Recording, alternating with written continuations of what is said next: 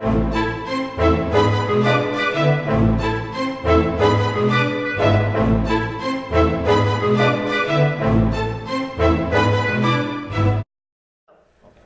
again. This is the last discussion we will have on the Sacred and the Profane. And if the previous two times we talk about space and time, now I will try to make a distinction between the Sacred and the Profane in general. And I want to start it with this picture because, to me at least, it suggests a certain connection that the human being has with his environment and a certain presence. And the presence itself is one of the concepts we have not discussed before so much, but it's one of the concepts that's very important in the sacred attitude. You would not feel any kind of divinity, and you would not perceive in any object a connection with the divine unless you were present. And you were present in the world, not as a subject that uses the world, but rather as a part of the world. Presence means becoming part of it. It's not only taking an attitude of an observer, and in that sense of a judge. So, one question that you do have in Mircea Eliade's book as well is whether we still have a religious attitude. And the main answer is no. It doesn't mean, again, that we are not going to church or to the mosque or to any other religious building you may think of, depending on your religion, but rather that we within ourselves no longer have the attitude that would acknowledge the presence of God in this world. We all of a sudden are always concerned with the measurable. We measure things. We always try to see whether we succeed, for example. There is no idea of success within a sacred attitude. Success is something that's measurable. In success, you can become better now than you were before. In a sacred attitude, such a thing is incomprehensible, because the only thing that you can be is to be present. And in present, you're not more or less present. You are present, or you're not. The other part is that if you think of the presence, the main character, if I were to put it this way, not character, but let me say character for the moment. The main character that can be present is the shepherd, because the shepherd is not one who owns. The shepherd, the main feature of the shepherd, and you see one shepherd here from Romania, the shepherd is one that cares for God. The shepherd is one that's present, and in his presence, the shepherd takes care of his sheep, or her sheep, because you can be a shepherd if you're a woman, of course, as well. This is why, for example, in Christianity, Christ is described as a shepherd. And this is why Christ is described as someone who came for the lost sheep. Not in the sense in which I came them to own them back, but I came to take care of them.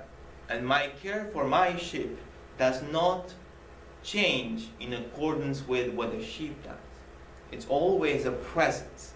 And the shepherd himself is always present for the world around him and for the sheep that he is not entitled, but he is put in charge of. That may remind you of what we discussed before, the fact that the world itself is not owned by us, but is given to us to have it in communion, and is given to us to be able, as a theologian was mentioning, I think his name is Alexander Schmemann, that the world is given to us so we can have communion with God through it. So it's not for our use, but it's rather for our salvation, if you were to put it this way. It's for our ability to communicate with the divinity through the world, because we do not have any other means in principle to communicate with something that's beyond the world, but rather the world itself, because in the world we live. So, Homo religiosus, on the one hand, has three main understanding of the world. First of all, he considers that there is an absolute reality, something that never changes. Please remember that whenever you read about American Indian religions, whenever you read about Hinduism, whenever you read about Buddhism, whenever you read about Islam, whenever you read about Christianity and Judaism, all those religions consider that there is something real. And that which was real is not in change. Because if it changes, then all of a sudden it diminishes its being the way it is. Do not understand me wrongly, I'm not talking about existence.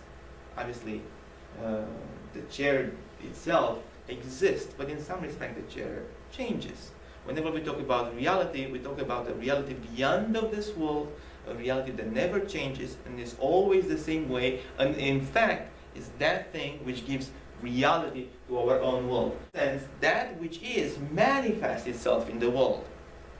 If I go to the church and I have the connection with Christ, if I am a Christian, or with God, or however I consider God, forgive me, it's because God Himself is manifested in that which I see there. I go in my house, for example, and I see the icon corner, and I make the sign of the cross next to the icon corner. Why do I do that?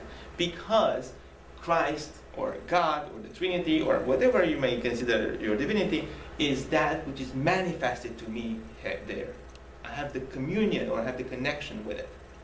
If I am a human being from a traditional culture, I see a stone, and I bow to the stone. Why? Because the stone, in the stone, the divine is manifested.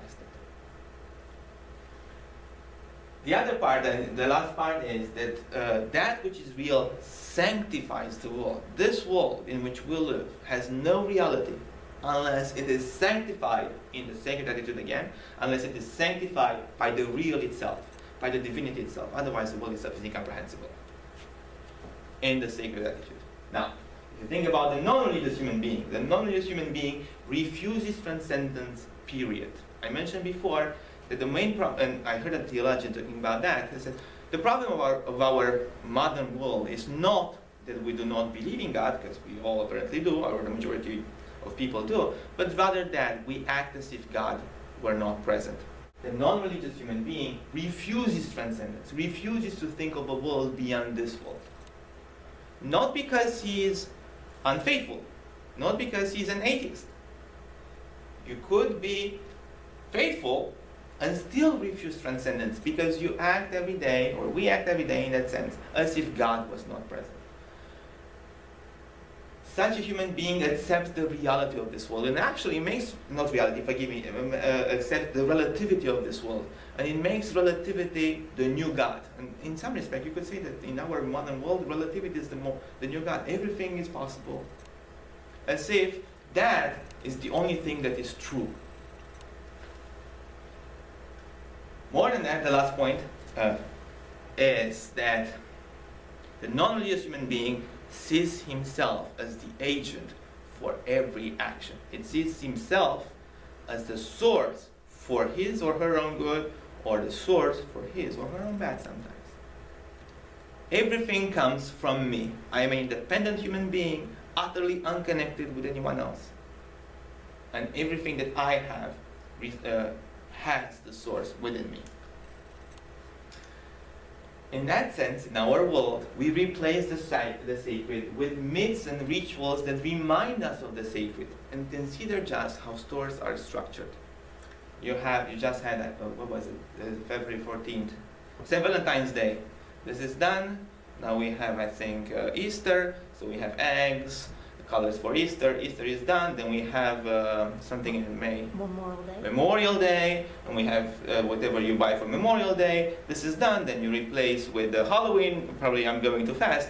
But Halloween, and after Halloween it is Thanksgiving, after Thanksgiving it is Christmas, and everything is ritual in that way. And it may remind you of what I mentioned before about the structure of the year within a church. You have Christmas, and you have Nativity, and you have the Annunciation, and so on. We no longer have, in that sense, however, the connection in our stores with anything that's beyond that, because we go to the store to enjoy the shopping for Christmas.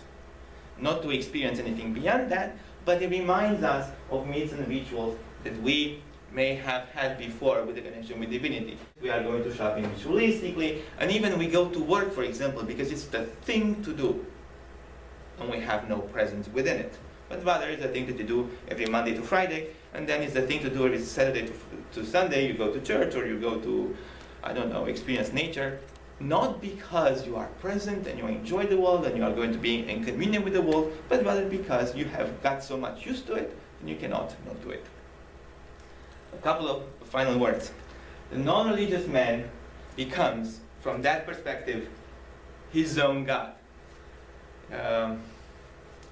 You know this. Mirror, mirror on the wall, who's the fairest of them all? The non-religious man says, me, me, me, me, me, me, me, all the time. Always sees the source within himself. However, in the religious human being, or the homo religiosus, the attitude is that of embracing. They are not human beings, of course, but they still embrace each other. And in this embrace, they form the divinity, because beyond the embrace itself, there is the presence of love, and the presence of love is the presence of the beyond.